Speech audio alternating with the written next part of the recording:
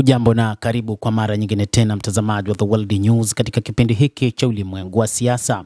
Jina langu ni Adam Hussein. Kamanda mkuu wa kikosi cha walinzi wa mapinduzi ya Kiislamu cha Quds IRGC anasema kwamba Marekani na Israel hatimaye wataondoka katika eneo la Asia Magharibi bila kupata mafanikio yoyote na hatimaye watapigwa kiasi kwamba hawatatamani kurudi tena. Kundi lililoungana na Resistance Front lina uwepo wenye nguvu na ufanisi katika eneo lote na linawavizia maadui wa binadamu, Brigadia Jenerali Ismail Khan alisema mapema Jumapili. Alisisitiza kwamba tawala za Washington na Tel Aviv zinapaswa kukumbuka jinsi ilivyokimbia kutoka Yemen, mlango wa bahari wa Bab el-Mandeb na Bahari Nyekundu. Watajiondoa katika eneo hilo bila mafanikio yoyote, kamanda wa kikosi cha IRGC Quds alisema. Hii ni kufuatia kauli za rais wa Marekani Donald Trump kusema kwamba atahakikisha jeshi la Marekani linarudi kwa ajili ya mapambano ya kufungua mlango wa Hormuz na kupitia kikosi cha Quds. Kamanda huyo amesema hili ni jambo ambalo halitowezekana.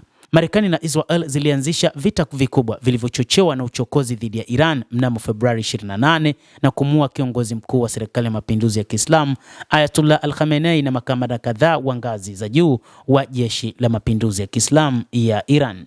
Uchokozi huo umejumuisha mfululizo wa mashambulizi makali kwenye vituo vya kijeshi na vituo vya kiraia kote Iran na kusababisha hasara kubwa na uharibifu mkubwa wa miundombinu. Katika kukabiliana na hali hiyo, vikosi vya wanajeshi vya Iran vikafanya mawimbi ya kulipiza kisasi, makombora na ndege zisizokuwa na rubani dhidi ya maslahi ya Marekani katika eneo la Asia Magharibi na maeneo ya Israel katika maeneo yanayokaliwa kwa mabavu.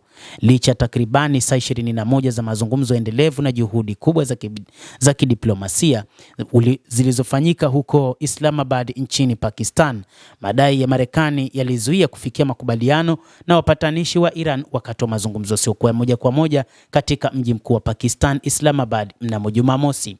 Ujumbe wa Iran uliwasilisha mipango mbalimbali wakati wa mazungumzo hayo, lakini wa Marekani walizuia maendeleo katika mazungumzo hayo.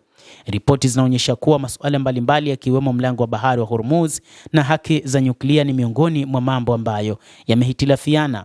Hakuna mipango kuhusu wakati, eneo au awamu inayofuata ya mazungumzo iliyotangazwa hata wakati huu, lakini baadhi ya taarifa zinaeleza kwamba wa Iran wameona hakuna nafasi tena ya kufanya mazungumzo na Marekani ambayo wakati wote imekuwa ikitengeneza mazungumzo ambayo hayana faida, na kwamba wameamua kujitoa katika mazungumzo hayo, na hivyo inaonekana kwamba kinachofuata ni kujiandaa kwa vita wakati wowote.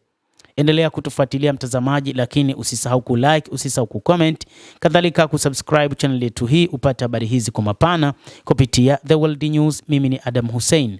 Endelea kuwa nasi wakati wote, endelea kutufuatilia uyajue mengi yanayojiri duniani.